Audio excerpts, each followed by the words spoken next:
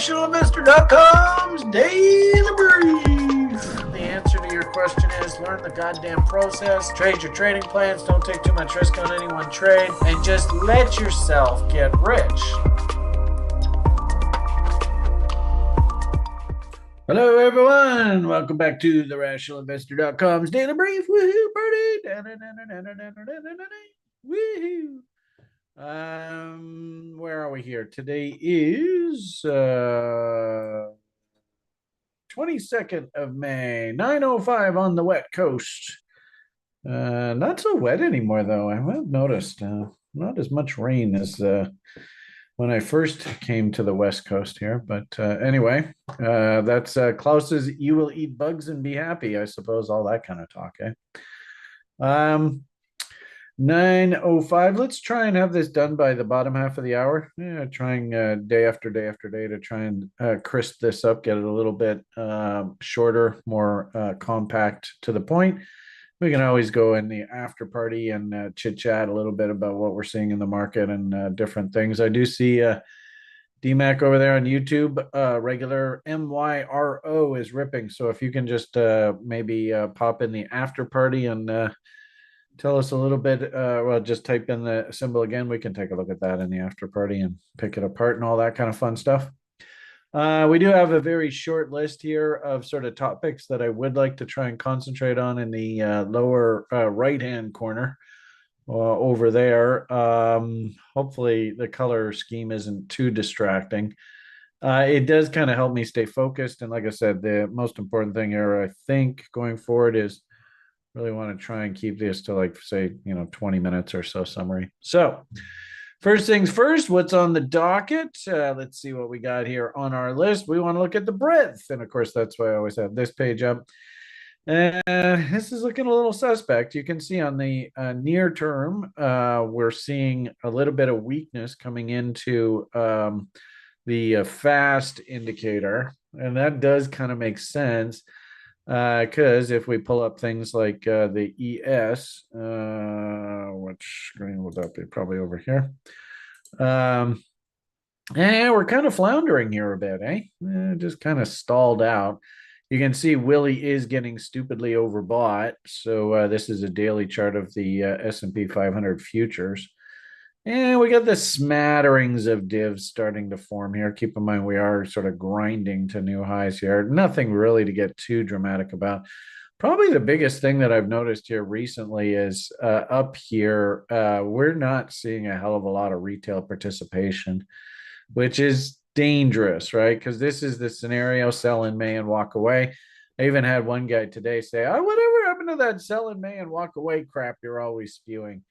But you can really see it here. I mean, the volumes are really trailing off here, which is a little dangerous. One of the bullet points that you see, number 2 there, what do we have on the docket here today for news-wise? And I think a lot of people are expecting this is I guess first off, we do have kind of a market darling of late, Nvidia. They're coming up with their earnings after the bell here today. And we'll talk a little bit more about that when we get into the specific ideas of the day. But we also have the Fed minutes coming up here, which has been historically a bit of a market mover. Usually what I've seen happen recently, and you can actually really see it on the Bitcoin chart, but what I've seen, I think we can see this on the ES chart as well. What I've seen recently is sort of like a sell into the FOMC event. This was the FOMC event here recently. Everybody humming and hawing about what's going to happen. What are they going to do? Are they going to raise interest rates? Rah, rah, rah. Then we get almost kind of like a relief rally, like, oh, phew, thank goodness they didn't raise rates. And then the market usually sort of peters out, and then we get the Fed minutes coming out. And, in the minutes, they're talking about how inflation is a problem still, blah, blah, blah, blah, blah. And the market breaks. So those Fed minutes are coming out here in about what time is it here? It is 9 o'clock here on the West Coast. So in about an hour and 50 minutes. And you can really see it in the futures trade here this morning. Poor old Ed in our day trader lounge just getting chopped up back and forth.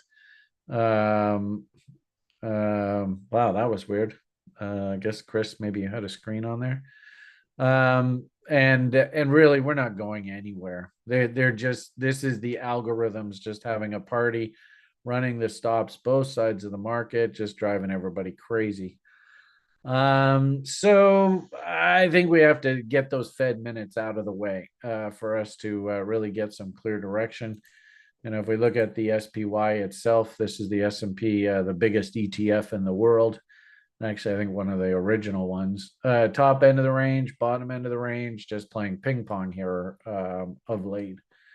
And interestingly enough, for some people who are like trend followers, sell M's and then buy W's, that kind of thing, looking for substantial moves to justify the risk. This kind of choppy market, range market, those trend traders are just getting chopped up right now.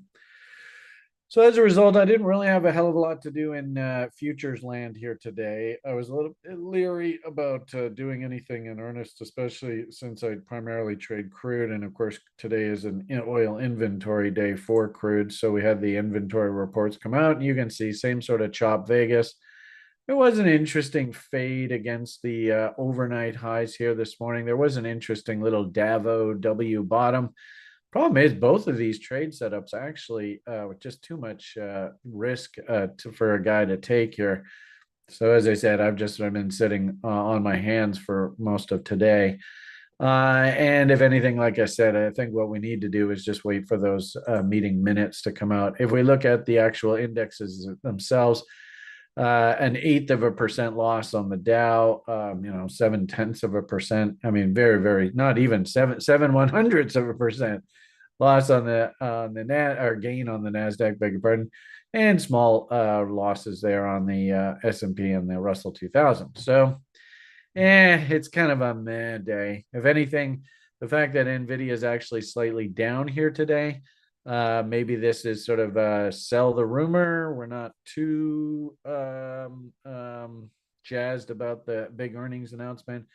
Did find it interesting, and actually I feel kind of good about it now. I was concerned about Nvidia heading into the earnings report today, because I heard the other day that Mr. Druckenmiller actually walked away from his Nvidia, which makes sense. I mean, the guy's an absolute monster. I mean, I have fun in these DeFi and all this crypto market and stuff like this, and I was playing the Nvidia trade through DeFi versus through the stock market. I mean, it's 6 to 1, half dozen the other. Everybody's money smells green at the end of the day. So I missed actually a really great profit opportunity on this candle here. And keep in mind, unfortunately, in DeFi, the liquidity is sometimes a challenge. So I just sat there and patiently waited, and sure enough, today into the actual fundamental event window, I finally got my next sell halves on doubles. And this is, keep in mind that when I do a sell half on a double and then I do another sell half on a double, that's 400%, right? That's 4x. And then the next sell half on a double, that will be 800% or 8x. So, these are pretty respectable moves by crackers. So anyway, the point here is that, if I bought 1 unit, I would sell half of the unit here. I would sell half of a quarter of a unit here. So I only have a quarter of my original investment left on the books. And really, I couldn't care one way or the other. Now that I got my second double and I booked a nice big fat profit on the trade, I don't really care what happens to the remainder. We might just see this thing melt right back down, or it might take off, hit another double, and I'll be banging out more doubles. But the point here is, I'm actually happy that this trade is over technically for me. I don't really care which way it goes. I just wanted to get my next fills. buy crackers before all hell breaks loose. So interesting DeFi market. Actually, I really do like using this deck screener kind of idea here. I noticed that this little Doman Adam, our boss over there in DeFi land, now he's actually trading the futures markets nicely too. Anyway, he pointed this one out this morning. Look at that beautiful little W, and it's already confirmed. And if anything, you probably had a really nice, sexy little entry right there. But even at these prices, that's not terrible. There's the W right there. And you tell me. I mean, I love when I get V tops like this because you know that top has to be tested at some point down the road. So seeing a lot more of this kind of price action in crypto space. And keep in mind, we're getting pretty old in the tooth now here, with long in the tooth with regard to our seasonal correction window. Remember, once Brian's birthday rolled around, which was the 11th, that's when we were supposed to be looking for dumps. That's now a few weeks ago. We're now actually approaching June, and June is usually your seasonal bottom for this market. So, the bottom line here, I've been telling people on the site, and anytime I am interacting with the public, is now's when you really want to build your shopping list and you want to find these names. This happens to be in crazy old Solana poop coin land. But there was a name that Stuart had mentioned yesterday because Tuesdays is TRI's CTO day.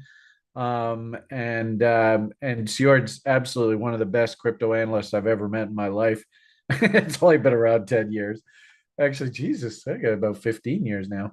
But anyway, the point is that this is a name that he's interested in. I mean, this thing looks beautiful down here. And there are a lot of names here that are looking very viable.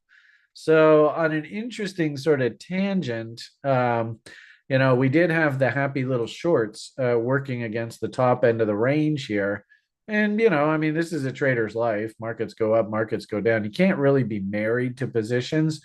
You just got to go with the chalk marks. So, as you can see, we had shorts working here, took some of them off here, had stops at scratch. Yeah, I suppose I left a bit of money on the table, but live by the sword, die by the sword. We were stopped at scratch.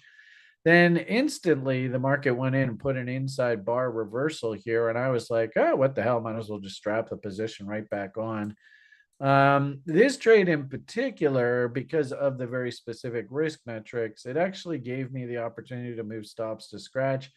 I mean, I would have ideally liked to seen 2 to 1, let one go at that level, and then just have stops to scratch on the runner. But as you can see, we started to build bullish market structuring here. And my rule just simply says that if I have 2/3 of the position realized, then I can start locking in profits for whatever it's worth. And actually, I think I posted that in the lounge before we did this video up here. Let's see if I can show you what that image looks like. You can't really see it here because it's past the event. Here was the chart that I posted in the lounge. Actually, this is just as the stop was being tripped. So you can see here was the original trade metric looking for a stab down into that 68 and change. And you can see the market was working quite nicely lower. Then we started to W out. And, at 50% of that anticipated move, I can move my stop to scratch. At 66, I can start locking in. We had three lower highs here. So 3 high low method. That's probably an appropriate place to work a stop. And I just took like $100-200 from this trade. Not really that big of a deal. But that's off the table now. And if anything, the fact that we're starting to put in like 3 higher lows, like the market had the opportunity to dump here, and it just decided it did not want to dump. I'm wondering whether, of course, this might be a little bit premature with Nvidia earnings after the bell here, and of course the Fed minutes coming up. And my recent tweets were sort of like, let's see what happens after the Fed does its thing.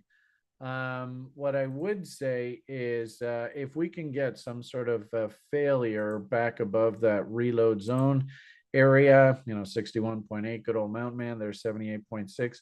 we can get some sort of M that develops up in here, I might just strap the short back on. But for the time being, believe it or not, higher highs and higher lows, there's the bot entry level to go long. If I can actually get some sort of bullish structure on the other side of this trend line, oh boy, I might actually have to go and buy. So it's a trader's life. You got to be flexible. So, don't marry any one position. And this market does look like it wants to go higher. Now, having said that, I'm very skeptical following the Fed minutes release. And the tweet that I put out the other day was, just be careful. I have a feeling there's a little bit of a trap being laid here. So I'm out of these shorts, but I am very comfortable about strapping them back on if we show any signs of failure here. I don't think that Bitcoin actually is what's driving the bus here, though. I think it's all about things like Ethereum. It is interesting to see that Bitcoin does have higher lows working, whereas Ethereum doesn't.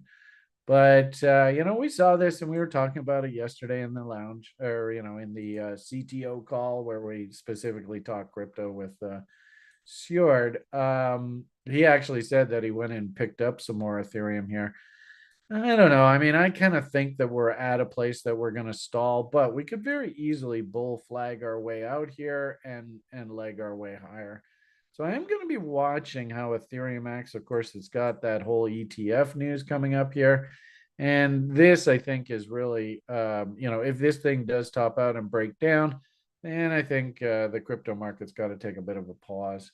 One other thing we'll mention here before we move on is the crypto stocks are actually starting to look very attractive. This is not a crypto stock though. And we had a bunch of people posting ideas in the lounge here this morning. Yeah, so we should probably wind this up fairly soon. Thank you for the reminder, sir. But just see if I can pull up this list of crypto names here. This stock list is always way too big. Where are you, crypto? You're in here somewhere. Oh, darn, I thought I had it all ready to go here for you. No, this is the bottom of the list. Darn it. There we are. Hey, look at that. So look at Hut. Jesus, somebody in the lounge yesterday mentioned they were very, very interested in Hut. You can see there's a cute little double bottom working there from what is that, 1222. So here we are, 1446, already up a couple bucks.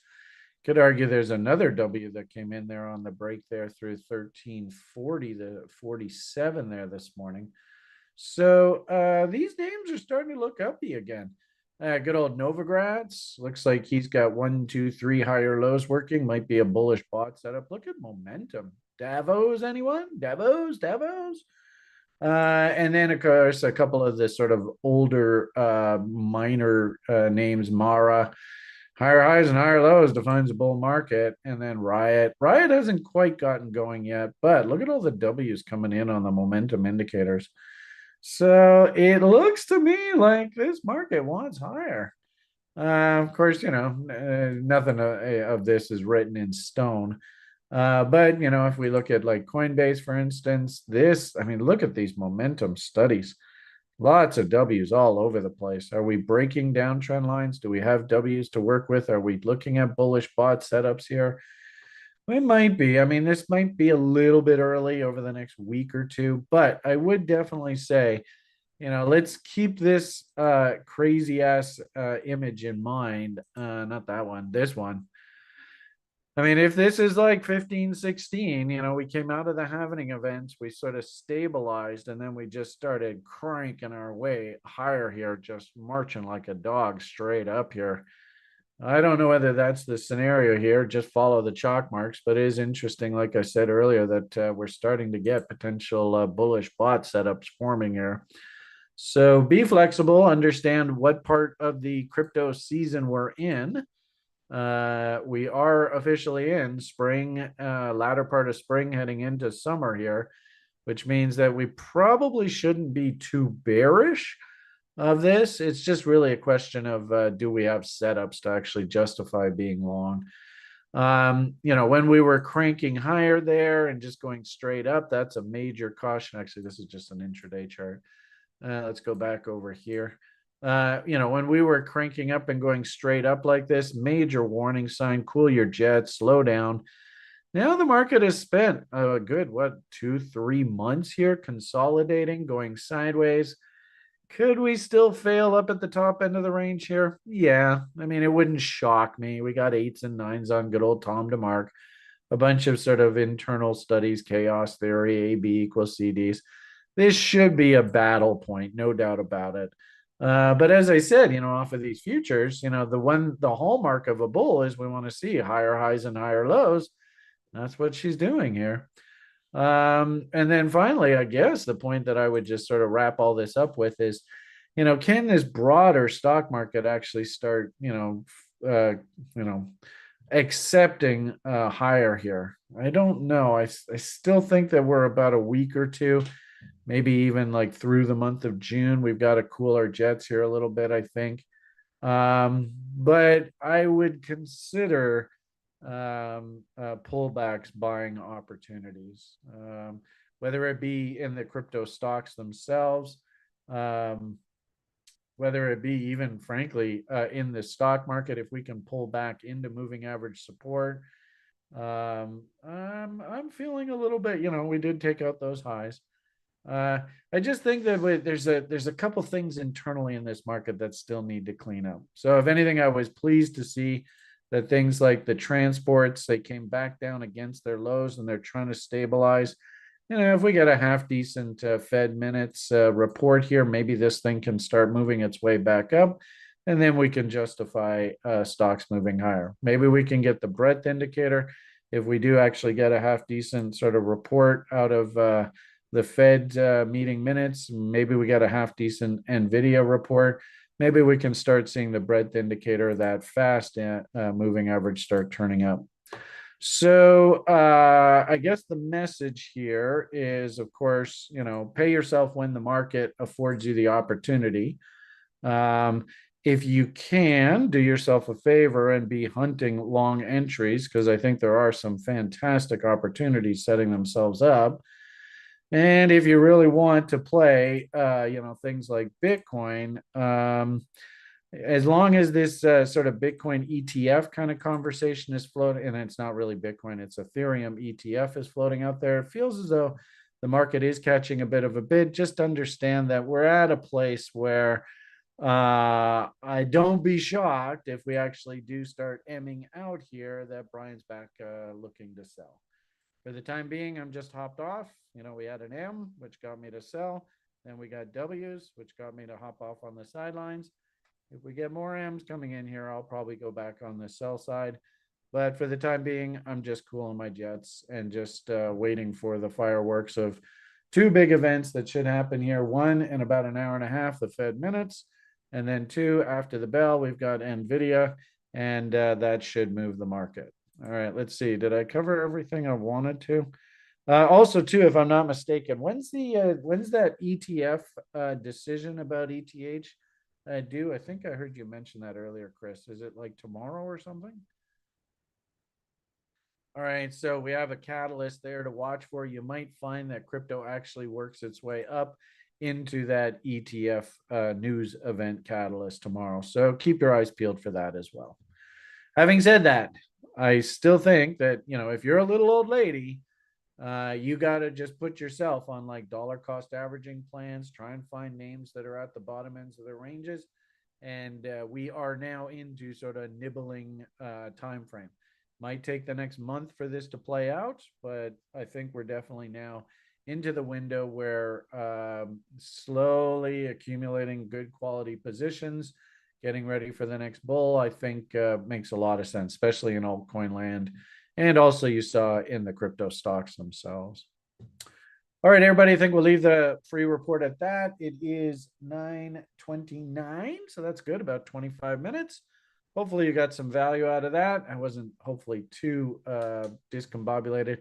Just keep in mind, we've got two big fundamental, actually, I guess three, right? We've got the Fed minutes in about an hour and a half. We got Nvidia earnings after the bell tonight. And we've got the ETH ETF decision tomorrow. So three drivers that are probably going to make this whole picture look completely different by the time I come back and have another conversation with you on Friday. So should be interesting to see the contrast between what the market looks like today and what the market looks like Friday morning. All right, everybody. Have yourselves a great day. PMA for the win. Slow and steady wins the race. Remember what your number one job is. Don't take no wooden nickels. All the best and bye for now.